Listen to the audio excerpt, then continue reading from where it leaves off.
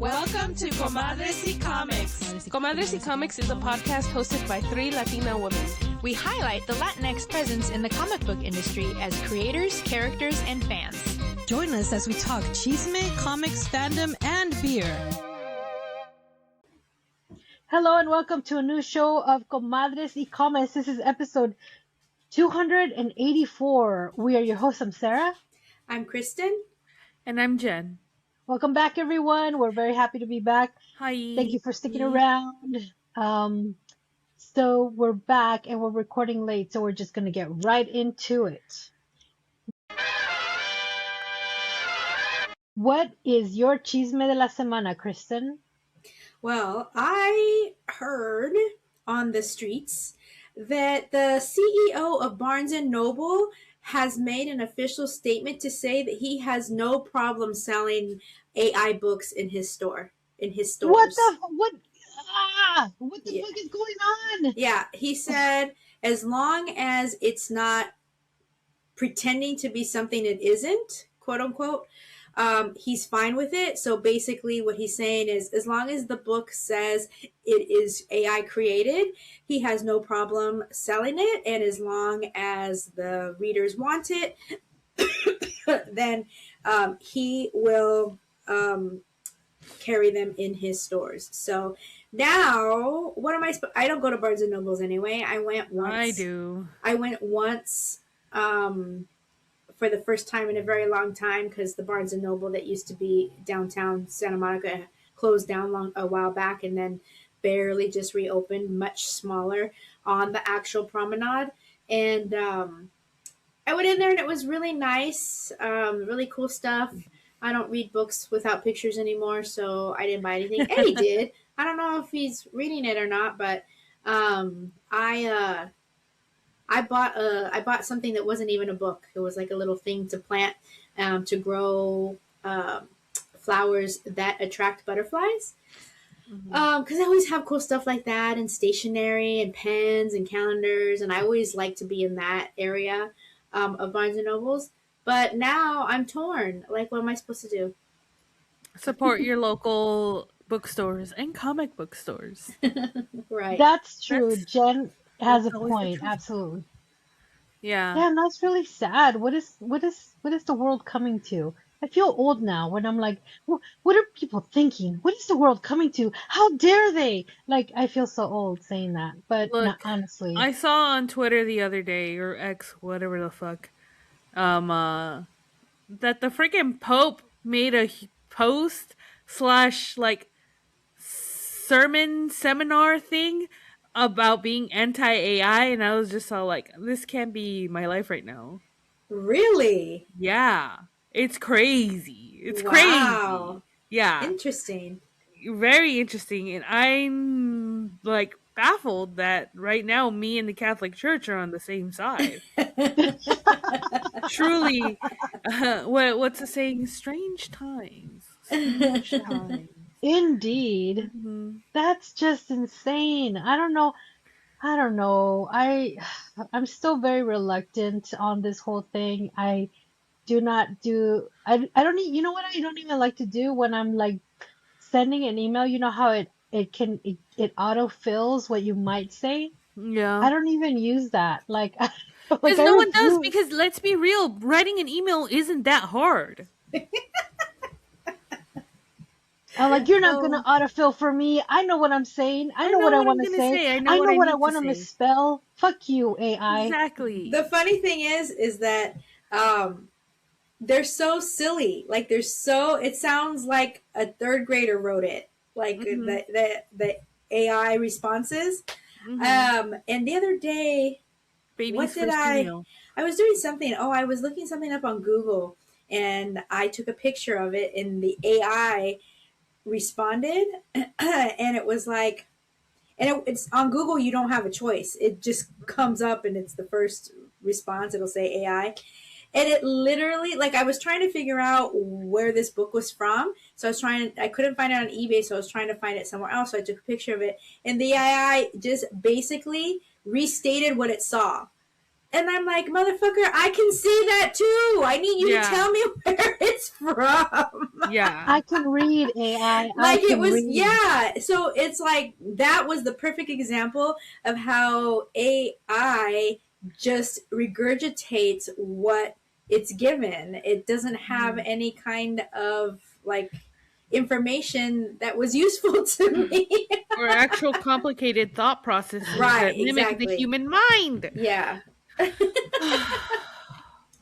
You know, there was somebody that liked my sarape, that golden violet one, and so I took a picture and I searched for it on Google, and it didn't show me anything. And I was like, you know what? I thought it was gonna be like in those movies where like they grab a picture and then they show you everything pertaining to that person's face, and you're like, okay, I found it, whatever. But no, nothing like that. Nothing like that at all. No, It's reverse. very, very.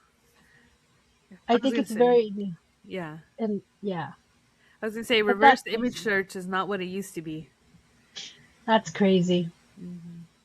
No sirves para nada. That's what my mom used to Exactly. say. The My mom downfall used of to Google say that too. is, To me. yeah.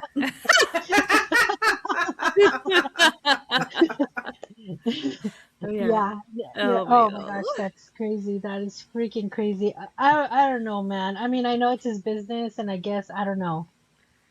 I have no idea. I don't know how that business would work, but I think that you would have some kind of integrity. But at this point, I don't There's, know. if you're a corporation, you have no integrity. It's That's, true. True. Yeah. yeah, Yeah. exactly. Which is sad because it's books. Exactly. It's books. And I used to live not in Barnes and Nobles. Mine was B. Dalton in my hometown.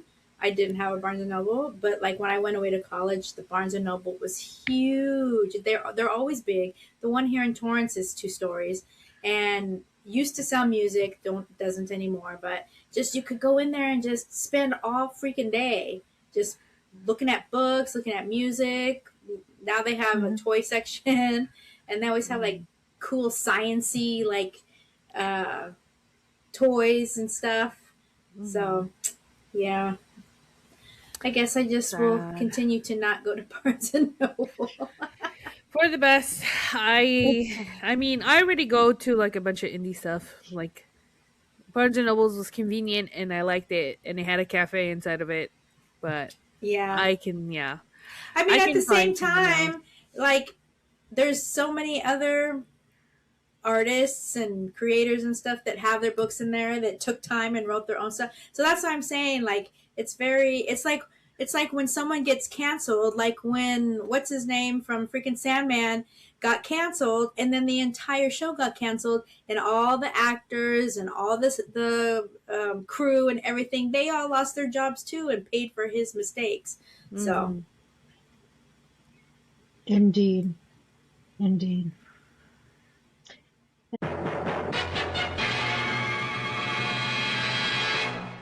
Now it's time for On My Radar. What is on your radar, Kristen? well, on my radar, you already heard this today because you were watching our Tuesday Night Live. Friday, But Tuesday Night Live.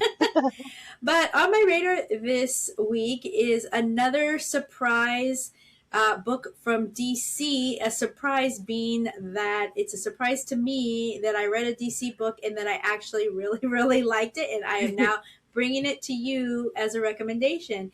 And this book is Superman, Father of Tomorrow. And number 1 is out this week. And it is an Elseworlds story. And so, for those of you that don't know, Elseworlds is like an alternate reality of DC storytelling. So it's like a what if in Marvel. Non-canonical. Yeah. Yes, non-canonical. And so basically in this story, it is not a little baby Superman, not a little baby Kal-El that comes into the pod from a destroyed Krypton, but it is a full-grown Jor-El that comes in the pod and lands on the farm, and John and Martha find the pod and befriend Jor-El. And in the storyline, you see that Jor-El has come to Earth again, full grown adult.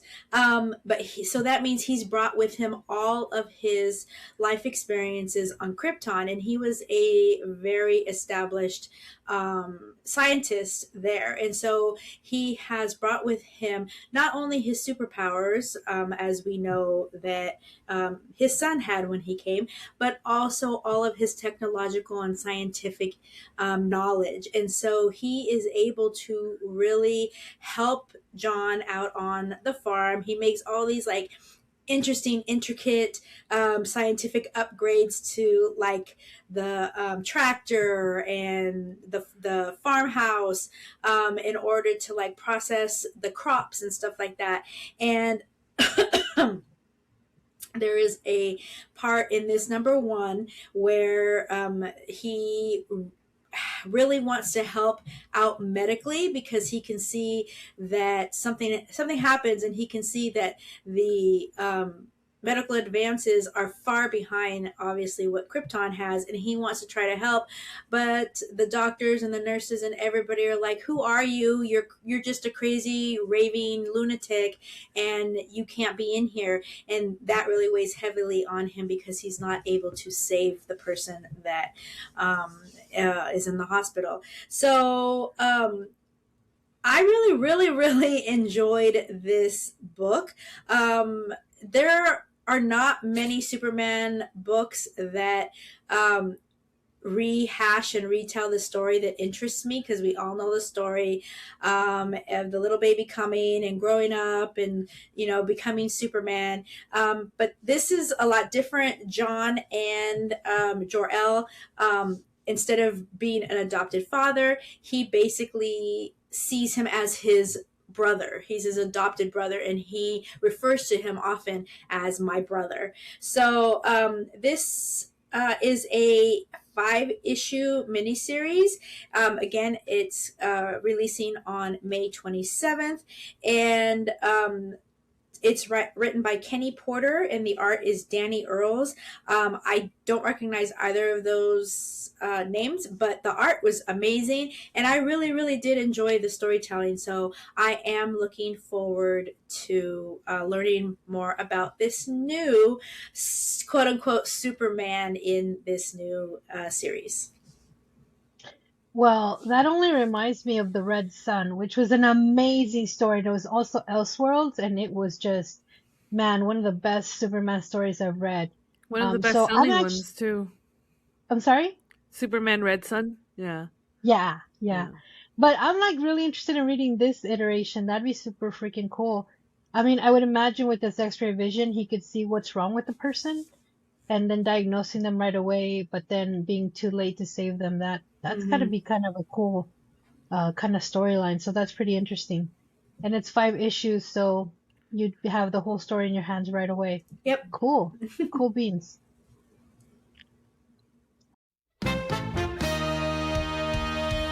All right, guys, now it's time for our book review. What are we reviewing today? So today we are reviewing Halfway to Somewhere by Jose Pimienta, acclaimed author of Twin Cities and Suncatcher. I'm just gonna read the synopsis that I have in the back. Half of a family. Ave knew moving to Kansas would be hard, but at least their whole family would be dealing with it together. Then Ave finds out their father and sister are staying in Mexico permanently. Their parents are getting a divorce. Half of a language. And it's not like Ave's English is so great either. Between their mom's frustration with them and all their troubles at school, it feels like no one is understanding Ave at all. A whole lot of worries. School starts soon, and while Ave's little brother has made some friends, Ave has not. New school, new country, but only half a family. Even with so much working against them, Ave is determined to figure out where they fit. Somewhere they fit, and not to be stuck halfway. I mean, okay, I got an advanced reader's copy, so it's not in color? my version was not in color.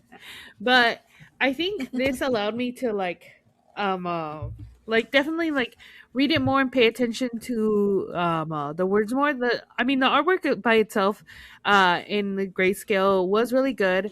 I really like it. I really like how they draw facial expressions too.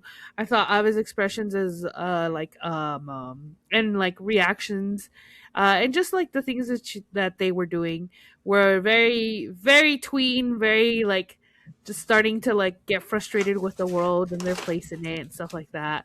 So I thought that was really well done. I thought that was really good. And then Ava themselves, they're non-binary, which means that they don't really see themselves as either a boy or a girl, or that they kind of like not swap between the two, but they're kind of fluid. They flow between the two. Um, uh, so their pronouns are they them. Um, but I really enjoyed the book. I mean, as I was reading it, there was some parts that I was because I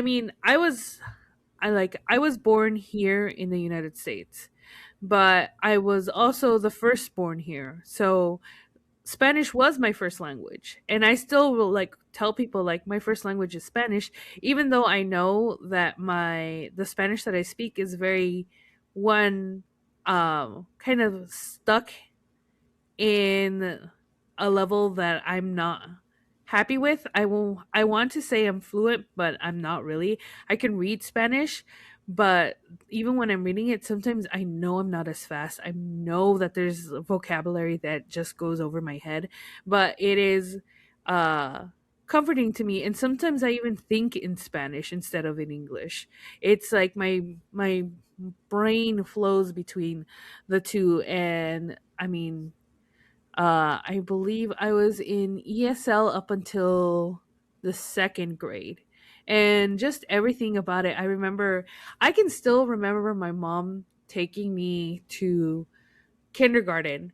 And I was so scared because I did not understand what anybody was saying. My mom was talking to me like, you have to go to school because because my mom didn't know that school was mandatory, that it wasn't just like an option. You couldn't just not send your kids to school, or else the city comes down and says, hey, why isn't your kid in school, why aren't your children in school? So at the time, like, I remember, oh god, I must have been 4 or 5, yeah. And um uh, my mom took me to then this was back in Salvation Army, because I remember that my first kindergarten teacher, my mom had to remove me from that school because the kindergarten teacher was picking on me, like actual like I believe I've told you this before. I don't know if I've ever said it here on the podcast. I feel like I have. Is that in elementary school I went with my cousin, and we would go, and she would be allowed in and I wouldn't be allowed into the classroom. Um uh, because I didn't know English, and she would make us uh say the letter in English, but I would say it in Spanish, and she's like, you can't come in until you say it in English. And What then a bitch! yeah, but then she would let my cousin go in, and I would stay outside until I got it right. And then she would separate me from the rest of the kids because she said that I had lice and that I was dirty and that I smelled bad. Even though my mom was just all like, because she's like, no, like I make her take a bath. I like comb her hair. Like her hair is like she doesn't have lice. Um, um yeah, it That's was fucking crazy. bullshit. And I remember this. Like I remember it clearly What's as this well. bitch's name? We're gonna I search don't her. Cyber stalker. Cyber Yes. soccer. She was an older Asian lady. Oh, okay. She's I probably dead by remember that. now. She's for sure dead. And every time I think about it, can't help but think a little. Yeah. How horrible! There's probably Hmm. some, not probably, obviously, what you're telling us is Hmm. racist, but Yeah. there's a lot of just depending on where she lived or whatever. I'm sure a lot of racism going on in the rest of her life as well. Yeah, I mean, I have no idea. Like, I can barely remember this like lady. I just remember, I like vaguely remember how she looked like. I remember the treatment, and I remember like not even like thinking that much about it. But I remember my mom getting pissed off. I Yeah. remember, yeah, and even when I like bring it to her, she still gets heated. She's just all like, "Fuck that lady." I can't It's believe been it. like, And almost every fucking single person in the classroom was some shade of brown. yeah.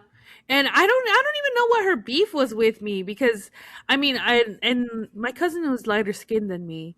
And but I'm like, I'm not that dark either, or that brown.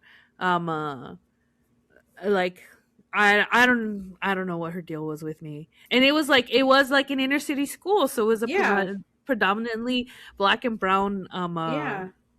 I guess because maybe I was easy because I didn't speak English. Right. Yeah. Yeah. And so what would I be able to say? But I was able to say.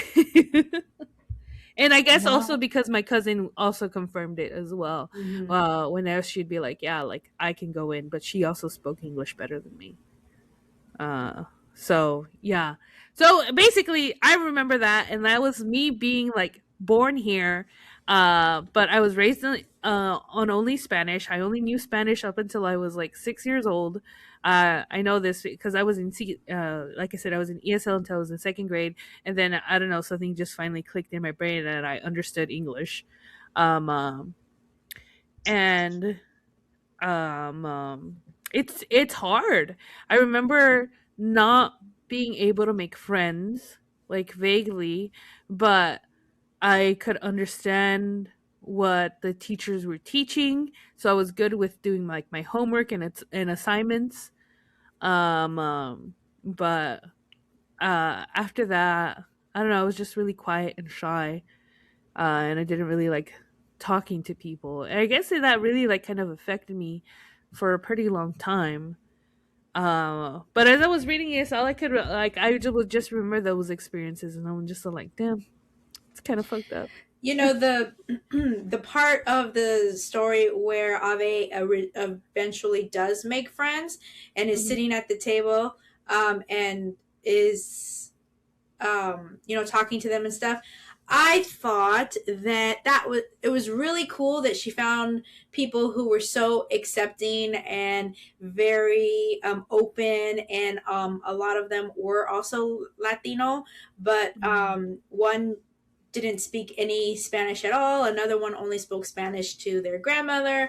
And I thought that was really cool, but I also know that I remember the ESL kids at my school, and just like you're saying, Jen, nobody wanted to be friends with them because it was just Mhm. so awkward and weird. And like, I could understand what they were saying, but I couldn't really speak back to Mhm. them.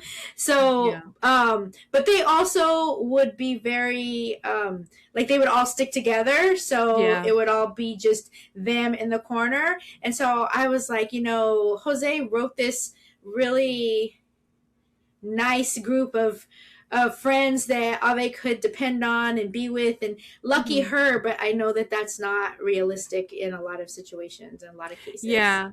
As I was reading it, I was just so like even what's his name? The boy who kept trying to befriend her at first. Renee. Yeah, Renee. Befriend them at first. Um, um like having someone persist that much on trying to like include you, like I would have liked that as a Yeah. kid.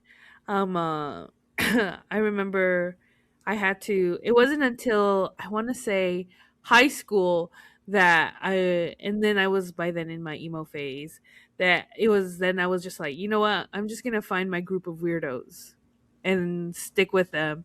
And I mean, we each find our own way eventually, and then eventually we drift off from that, go to college, try to develop a personality and like uh, not just a personality, but also personhood as well. Um, uh, but definitely reading this was like a very like I would have liked that group of friends as a tween. I would have liked to read this as a tween. It would have been like kind of hopeful. But I definitely related a lot to the feelings of ni de aquí ni de allá, as they Mm-hmm. say. Um, uh, I didn't join sports. I joined academic decathlon. So I found my niche, but it was as I was reading it, I just kept thinking about that tween and teenager that I used to be, and I think I remember saying that teen me would be like in shock to find out where 31-year-old me is now. It's hard to think about that girl from 15, 16 years ago now. Like I get that that was me, but it doesn't feel like me anymore. Mm-hmm. You get it? I don't know if I'm explaining this well. Like I'm not that same person, but I am. Except Yeah. uh while she might be shocked, I would like to think that I am now in a much better place than she was. Mm-hmm. And that's good. And as I was reading this, all I could think about, like, if Ave was real, if Ave was a girl or was someone that I knew, not a girl, non-binary, that I could tell them that eventually they'll find they'll find their place. They'll find their friends. They'll The world can be disappointing, but you can also make it better by yourself or with your family. And I don't know, it made me incredibly nostalgic reading this, as well as the talk about assimilation as well. Mm-hmm. Um, um, because it's a funny thing to like grow up in the United States, in America, knowing that you have history and ties to somewhere else, uh, and then trying to maintain those connections or try to be a part of them, but also being forced outside of the American assimilation as well, Mm-hmm. because you've been assimilated, but also you're not really American, because you don't look American, which is what even is that. But Right. then when you go to wherever it is that you're supposed to be from, you go there and they tell you, oh, you're American, because they can spot you from a fucking mile away. And so uh I remember the first time that I went to Guatemala and speaking to them, or to like my parents' family and the family that I still have there, in Spanish.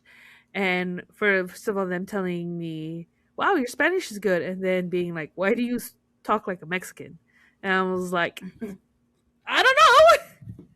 This is just how I talk. I don't know. It was, yeah. I mean, I like the book a lot. Yeah.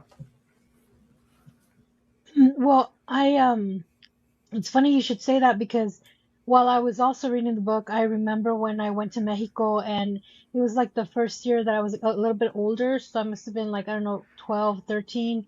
And when I met up with my cousins, I was like, they're like, "Oh, where are you from?" Just to kind of fuck with me, and I was like, "Oh, I'm Mexican." They're like, they would laugh and like, "You're not Mexican, you're American." And Hmm. I'm like, "No, I'm not." He goes, "You weren't born here. You're not a real Mexican." Hmm. And that kind of is one of the topics that was like brought up in the book when she was talking to her sister while she was still in Mexico, and how she would make fun of her that she would lose her Mexicanness, Hmm. and that there was improper tacos in where she was living now, and all of that stuff kind of was like it was kind of sad and funny because obviously they have a banter and they have a kind of a communication where they can fool around with each other, but at the same time it was a little sad because part of it was maybe a little bit true. And Hmm. I kind of saw myself in that because I always wanted to identify as Mexican, and then when I finally went to Mexico, I was like, no, you're not. And after Hmm. that, I was like, okay, I gotta accept it. You know, I'm not fully Mexican, but I am Mexican, and I'm enough Mexican. You know what I mean? Like, Yeah. it took You're me a while Mexican to get enough. there. Yeah. I'm Mexican enough. Yeah. It took I me a while. Yeah, It and took I've me a kind while. of hit that as well. Like I'm not Guatemalan, and I am American, but I'm not this I'm not Trump's American. Let's put it That's that for way. damn sure. That's for damn So, sure. and definitely the hyphenated America. But that's like the nice thing, I guess, about America still is that you can be that hyphenated American while still retaining your cultural identity, but also realizing that, hey, you're a melting pot of different cultures as well. Right, right. I really, really enjoyed this. Sometimes about the art, there was a point where there were a long panels of just kind of the scene, just kind of like Mhm. the deserts and the city and the trees and the cacti and those moments I felt in the story were kind of like a like kind of like taking a deep breath throughout the story. I just really love that. It was a moment of you could contemplate just the scenery and you kind of it's almost like when you go outside and you just kind of look up and you look at the sky and you look at the trees. It's kind of like a moment of reflection within the story. And I thought that was the character in itself within the story, which I really appreciated. And Mhm. the way Joe Pye draws these scenes of nature and everything, it's really just quite amazing. Not only that, there are some stories in that some pictures in the back matter where he literally took places that were iconic and drew them, and that kind of like propelled the story too, which I thought was really amazing. I Mhm. really like the little gifts that were in the story. So, like for example, when they were talking about the novela de Pedro Páramo, which I haven't read yet, but Mhm. within the story, they let us know that Gabriel Garcia Marquez read that novel and then he was inspired to write 100 Years of Solitude, which I have read, and that actually is the reason I actually met Frank. So it just kind of all tied in like little gifts, like little wrapped gifts. Mhm. And then having some of the lyrics of Natalia Lafourcado, Hasta la Raíz, I thought that was really great. Mhm. Just these little bits and pieces. Like there was a point where they were talking about, I think the Asian Americans, psh, the The Asian Chinese Mexicans, Mexicans. yes, yes, and how they made a reference and drew a picture of los chiles güeros. Mhm. I don't know if you guys are familiar with those. I have only seen those at Pacific Square in Gardena, which is like a Japanese market, and my mom would buy them, and she made a specific dish with those chiles güeros. Mhm. And my cousin asked me, "Do you know how to make that dish with los chiles?" I'm like, "Which ones? The green ones?" She goes, "No, los güeros." And I was like, "No, I don't, and I haven't thought of that dish in a long time." She goes, "I've always tried to replicate it, but I can't get it. So it basically is a recipe that is lost in time." But Mhm. my mom basically invented this dish because she went to Pacific Square in Gardena and they were selling the bag that was, you know how like they're a little bit rotted, like tiene un poquito negrito and you have to cut it out. Mhm. And she would buy them and then she would make food for us. And it's just kind of like Mhm. I don't know, like it was such a gift to read that and kind of like identify with that specific moment in time. I Mhm. thought that was really great. I felt really, really, I was like, what the heck moment when I was like, why didn't they tell them that they were definitely divorcing? They Yeah. were at an age to understand, and she basically drove across the country and didn't even tell her. I don't think that's fair. I'm sorry. I don't think that's fair. And how dare you do that? Mhm. And even the oldest daughter didn't even know. She kind of figured it out on her own, and that kind of sucked to me. But I really love the Relatable. fact that they implemented like geek culture and the comic book shop being a safe space and Mhm. like role playing comics, and it was just really great. I really enjoyed it. The colors were, I'm sorry, Jen, the colors were extraordinary. But no, I really had a great time, and um, it definitely picked at my heartstrings. I could identify with a lot of the things that were being that we're reading about because my parents also divorced. So there was that moment where, you know, you kind of think that they're gonna get back together, but they're not. It's kind of crazy. But no, I just really really love the whole thing. It brought back some memories to me, so I just really loved reading it. What about you, Kristen? So there was so much about this story that I wanted to know more about. I wanted to know Mm. more about the little brother. I want to know more about the big sister. And I want to know more about the father who, through the conversation that the mom was having with her friend seemed like a misogynistic jerk. Oh God, yes! I'm so glad you pointed that out. I forgot all about that. But yes, I was so mad. I was like, how dare you not let her okay, yes, you let her get her PhD, let her quote unquote. Right. But now that she got it, you kind of stifled her fire. What the fuck is wrong with you? And then the way that he like put down the little boy, saying that his sister was tougher than he was because of he didn't like hiking. I was like, what is the storyline here? Because he just would he was written as saying these jerky ass things, but it never like evolved into anything. And I was like, no wonder she's fucking divorcing him. I hate him. No, I get that too. I think that's where what we're supposed to like decipher as, because I didn't like him either. I didn't like that his oldest daughter was becoming his replacement wife. Yes. Yeah. And I was just all like, or like homemaker, homekeeper, because that has always been one of my greatest fears. I mean, it was basically kind of what I was doing for a very long time as well. Not just like not to my dad, but to like my entire family. Like I was the second mom. And until I finally like was just like, no, I'm gonna finish school and stuff like that, and I moved all the way over here, and now I'm in a place where I can be like, I have distance with that, and I realized that it had been really affecting me mentally. But as I was reading it, I was just all like, girl, go with your mom, Right. go live with your siblings, like fuck it, leave your dad, he'll be fine. Yes. Eventually he'll be fine. The little hints about this is another thing that like was something that kind of shot me back to my life. It was where the older sister was talking to Abe and was like, "Oh yeah, like mom's not gonna remember that that the little brother, what's his name, Ramon, has to do the dishes. That she lets him go play with his newfound friend, and she has to unpack, like those little things that the boy gets away with, but the girl never does. And that was so like the way he wrote it was just like it hit me because I have a younger brother, so yes, I know.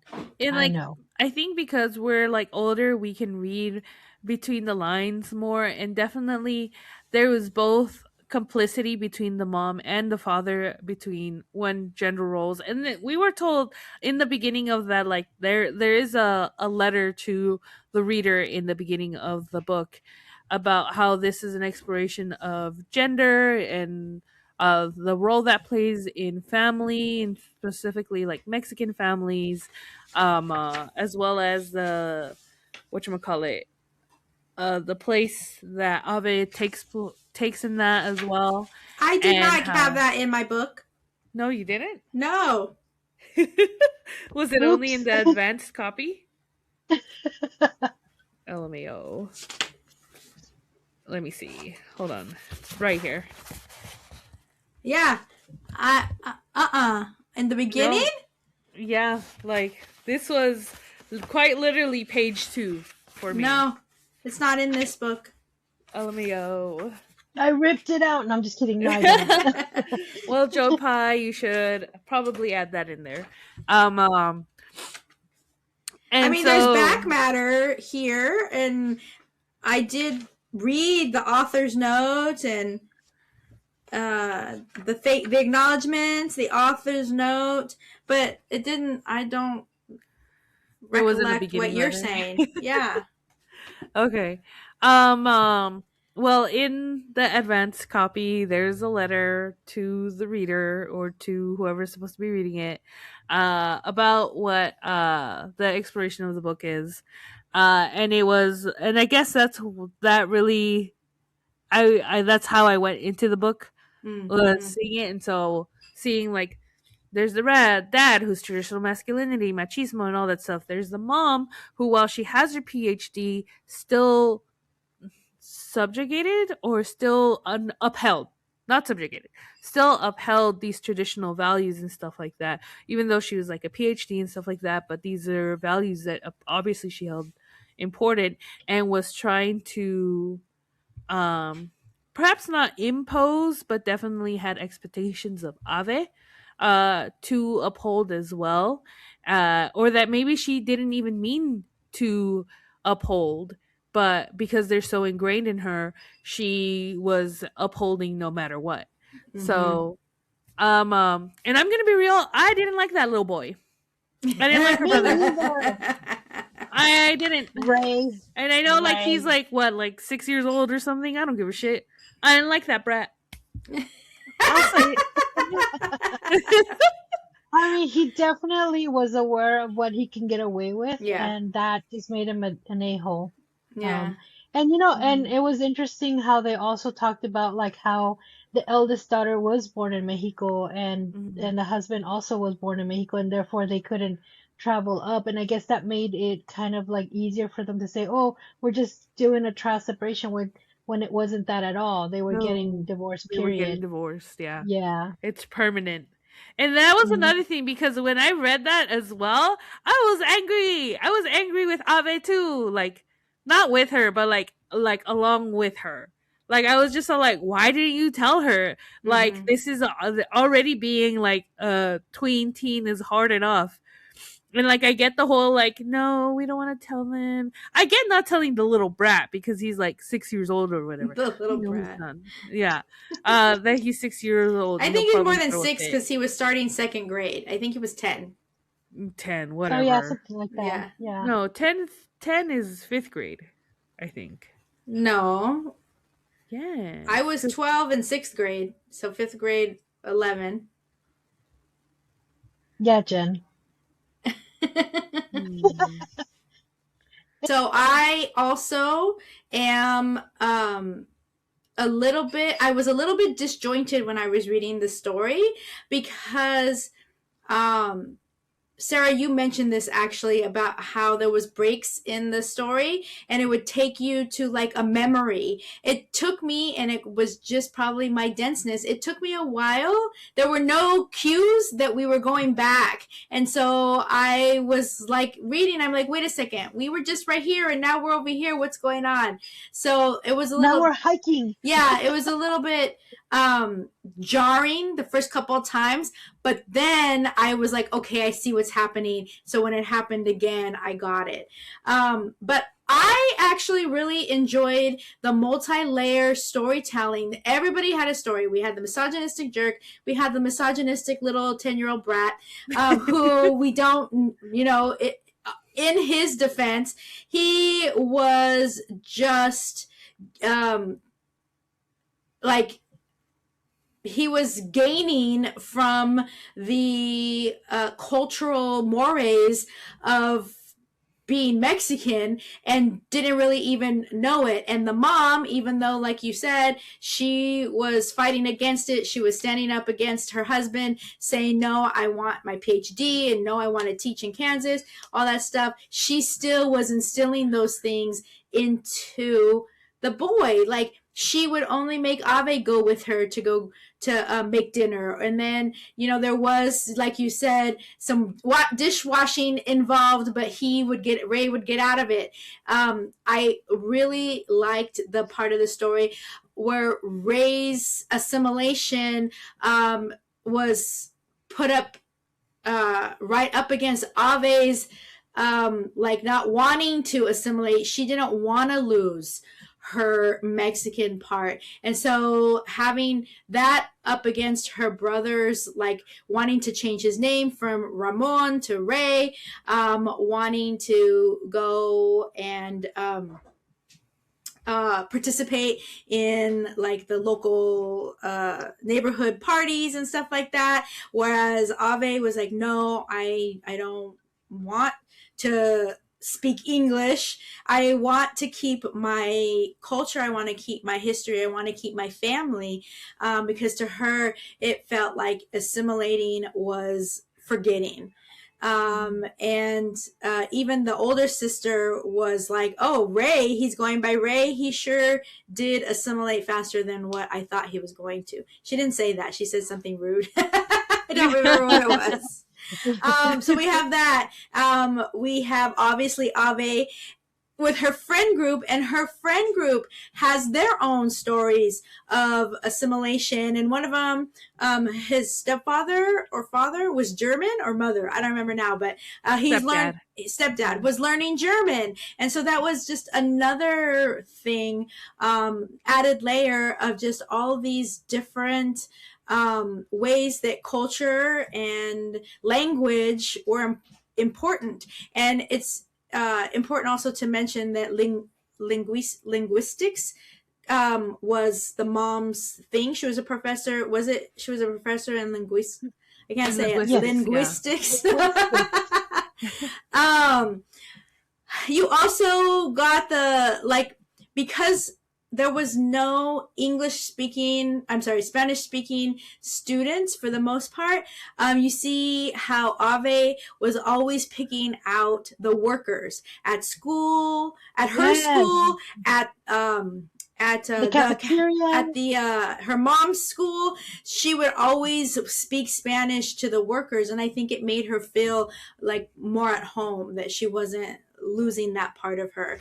And I also, Sarah, like you said about the integrating of nerd stuff, I really liked that when Ave was first meeting her group, one of the friends said to her, we knew you were cool when we saw you in the comic book store. That's true. That is true. But so there's so many little things going on here. I wish I would have had that first part of the story, because yes, these are all things that we said, and in the middle of it is Ave, who was non-binary, and it was not a big discussion at all, because we're reading a story where that has already happened. They refer to the time when she basically came out to her family saying she was non-binary, which as a 12-year-old, I was like, who is this girl? Like, she knows herself that well and has the communication skills at 12 years old to be able to tell your family that. You go, girl, because that's very unique. So it didn't seem like anybody, even the misogynistic dad, didn't seem like it was an issue at all. And even her friend group was right away. I'm doing it. Even their friend group was right away using they them pronouns. So there was just so many things that Joe threw into this story, and I wanted to know more. He says, Joe says that this was a book that he considers like part of a trilogy. Twin Cities, and then I don't know what the other one might be. Oh, was it Suncatcher? Maybe? No, Suncatcher I think was a individual. Well, no, it's not. They weren't the same characters or anything in the stories. He said he considered it part of a project. I don't know what he actually said, but I did read it. Part of a trilogy of basically telling stories that happen in both Mexico and the United States. In that sense. Oh, okay. Not that it was the same characters or anything like that. But anyway, I guess now we're ready. I can tell you that our rating scale is on a scale of 1 to 3 conchas. 3 conchas being the most conchas that Jen's mom ever let her eat in one sitting. So that was the best. So I definitely really enjoyed the book. Once I got that we were going back and forth in time, and the art was changing the background and stuff like that, it flowed a little bit more smoothly for me. But I will give it the whole panaderia, and there was a panaderia here in the story. And it was kind of cool in the back where Jose shared pictures of buildings and stuff that he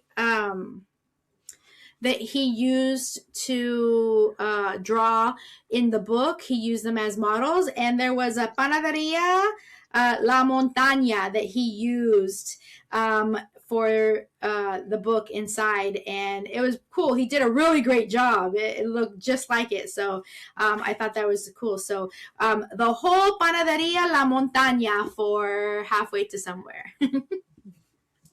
How about you guys? I'm gonna give it the same rating. Toda la panadería La Montaña. This was really amazing. I really enjoyed reading it. It brought out a lot of things that I grew up with, and so I really, really, I like I like it when I read a story and I can like pinpoint things that like reflect in my life. So the whole panadería. What about you, Jen? I'm gonna also give it the entire panaderia, tres conchas, capo chapurrado, all the things. I really enjoyed it. It definitely made me feel incredibly nostalgic. I think it's really good middle grade to like high school, like YA fiction. 10 out of 10. All right, that has been our book review.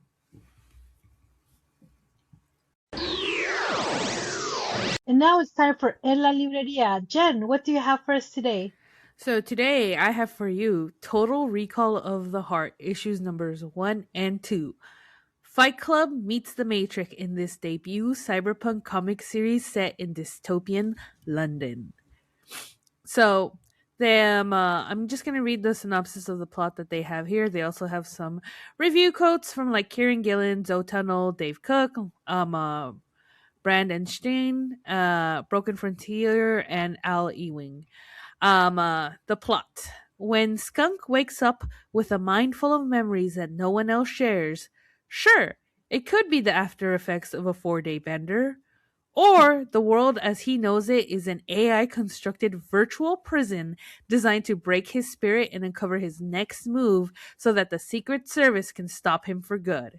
In a crowd of unfamiliar faces, the only person Skunk recognizes and trusts is M, former service agent, his partner in crime, and well, he's not ready to acknowledge that. Only in this reality, she calls herself Imogen, looks different than his memories, and claims to have no idea who he is. Unable to accept the world as it appears, Skunk is determined to prove that Imogen is more than just the girl of dreams. In his way stands a drug dealer turned pedantic PA, a never-ending series of gigs in progressively shittier pubs, his own self-destructive attitude, and Imogen? Can Skunk convince Imogen that they're friends, maybe even lovers, in another life? In real life? Or is Skunk delusional, another victim of a broken system who's lost touch with sanity and with reality, an unfortunate figurehead set on disrupting the fragile financial ecosystem in the belief that the unknown must be better? And then they got some really cool covers. The artwork is really, really nice. The creator is Phoebe Hedges, she, and is an award-winning editor and writer. Their comic book credits include Life is Strange, Dead by Daylight, Little Nightmares, Descent to Nowhere, Diablo, Dawn of Hatred, and many others. Total Recall of the Heart is their debut comic series as a writer, though they've previously published in Killtopia, Nano Gems. When she's not being flung around and in mosh pits or lecturing design degree, Lizzie, alias Tom Too Small for You, illustrates for a living. Specializing in comics and concept art, her artwork often follows queer and fantasy themes, and she aims to make work that spreads a message of diversity and equality. So those are the creators for this, and this is Kickstarter is for issues numbers 1 and 2. They are looking for a goal of $3,027. They're currently at $1,356 with 49 backers and 25 days to go. You can always pledge to show your support without expecting a reward, but the base pledge does start at £5, which is about $7 USD, and you get the digital comic issue number 2. because this oh, okay, yeah, this is actually to fund issue number 2. Issue number 1 has apparently already made it out. And then from there the price jumps up to £7, which is about 10 USD. You get printed comic issue number 2 in cover A style. At £8 you get cover B, and at £12 you get the comic and an art print. And at £13 you get the comic art print and cover B. There's also a retailer tier that is £35 or about 48 USD, which you get 5 copies of cover A and 3 copies of cover B. And then there is a £25 one that you get all the covers. So issue number 1 is an add-on for this that you can choose to add on for this project. It looks really, really good. The artwork is amazing. I like the name of it as well, Total Recall of the Heart. Definitely an homage to Total Recall. And I mean, I like the synopsis of it too as well, and I can see, like, even in the artwork I can see where, like, the queer influences are really shining through in the artwork as well. Like, it looks really cool. So definitely check it out. Total Recall of the Heart number 1 and number 2 on Kickstarter.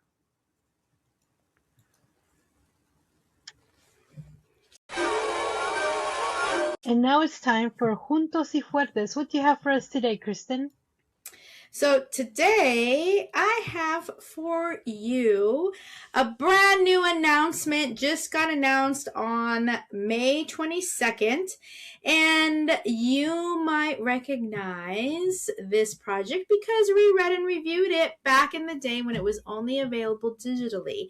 What am I talking about, you might ask? Well, Good Trouble Comics has announced that they are going to be publishing and distributing Huelga, the stories of Dolores Huerta and Sal Castro. No. It's what the heck? So, Wow. So, Good Trouble Comics is proud to announce the upcoming publication of Huelga, the stories of Dolores Huerta and Sal Castro by Henry Barajas, Louis Chin, and Gab Contreras, with cover art by Jay Gonzo. It's going to be available to order now through Lunar Distribution. The FOC is June 26th, I believe. I just looked it up earlier today. It's in June, and I think that's about when it is. And it's going to arrive in August. So it says it'll arrive at a critical time for readers seeking to learn about and be empowered by the important history of Latin American leaders fighting for equal rights in America. This work was developed in conjunction with some of education's most influential curriculum leaders, giving retailers a new opportunity to engage with educators seeking materials for their classrooms, while also providing a perennial entry point for the curious and motivated graphic novel readers in their community. A part of me feels robbed that I never got an education that reflected some of the most important accomplishments by Americans who look like me, says Huelga author Henry Barajas. I want people to not only know how resilient and important Dolores Huerta was to the labor rights movement that drastically improved the dignity of the farm worker, but I want readers to know she's still out there fighting the good fight. This is a literary comic history everyone needs to read, says Andrew Aiden, co-founder of Good Trouble Comics and co-author of March and Run. For those of you who don't know, March and Run are the stories of John Lewis, who was a big advocate of civil rights, and he was heavily involved in the civil rights movement. And that was March, part 1 and 2, and Run is the story of how that involvement and his history with that encouraged him and motivated him to run for public office. For far too long, Dolores Huerta and Sal Castro have been overlooked in our history, in our libraries, and in our classrooms. I applaud Henry, Louis, Gab, and Gonzo for this incredible work, and I'm honored to have the opportunity to publish it for a national audience for the first time. So yes, so on sale date is August 5th, and I believe that FOC is June 26th, and you're gonna hear it right here first. Henry did reach out to me today to say that he wanted to give us the opportunity to have a signing, the first signing at our shop. So that'll be August 5th.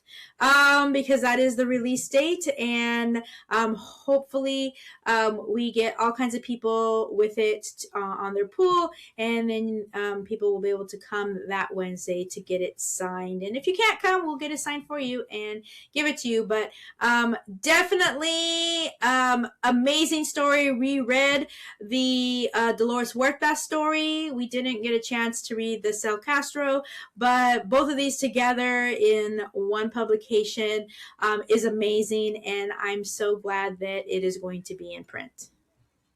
I know. I'm so excited. I can't believe I overlooked that. But that's amazing news, and I'm so glad. I won't be able to make the signing because it's on a Wednesday, but I'm definitely gonna want you guys to get my copy signed for sure. I can't wait to share that story too. It's gonna be great. I mean, I've already told people you can read it online for free, but I mean, by the time you get to get online, or I know you could do it on your phone, but like most of the time people like to be like at a desktop or like a little bit of a bigger screen to read a comic book. But I'm so glad. I'm happy for Henry and all the creators behind that book. Super exciting news. Yeah, so today I got a message from him that says, so the news that the Dolores and Cel Castro reprint went live on Lunar last week. I want to make sure you get first dibs on a signing. That is so cool. Nice. Very nice. A friend of the podcast. Awesome sauce. I love it. I love it. All right, guys. Now it's time for saludos. And saludos goes out today to Comadres y Comics. Why are we making saludos to ourselves? Kristen, take it away. Well, we are celebrating a 10-year anniversary this year. That's right. We started our podcast in October of 2016. It is now 2026. Wow. And so in October of 2026, it will be our 10-year anniversary. But we've been celebrating all year already. And part of that celebration is going to be a panel at San Diego Comic-Con. We got a panel celebrating our 10-year anniversary approved for San Diego Comic-Con 2026. I am so happy about it. It's so amazing. I think I said Comadres y Comics podcast celebrating 10 years of community, conversation, and comics.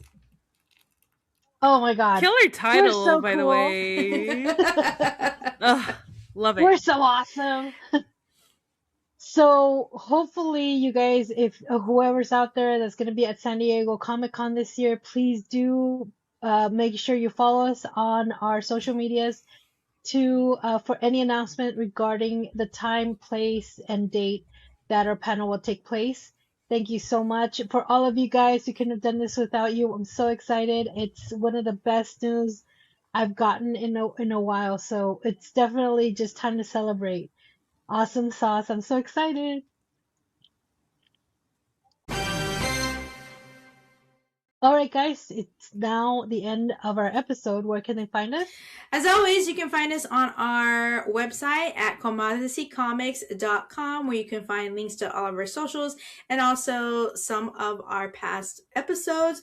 You can watch us on YouTube, and if you have any questions or just want to reach out, you can email us at comadresycomics@gmail.com. That's right. Thank you so much for listening to us, taking the time, carving out a little time in your life to spend it with us. Thank you so much. Really appreciate it. We have been your hosts. I'm Sarah. I'm Kristen. And I'm Jen. Bye, guys. Bye. Bye.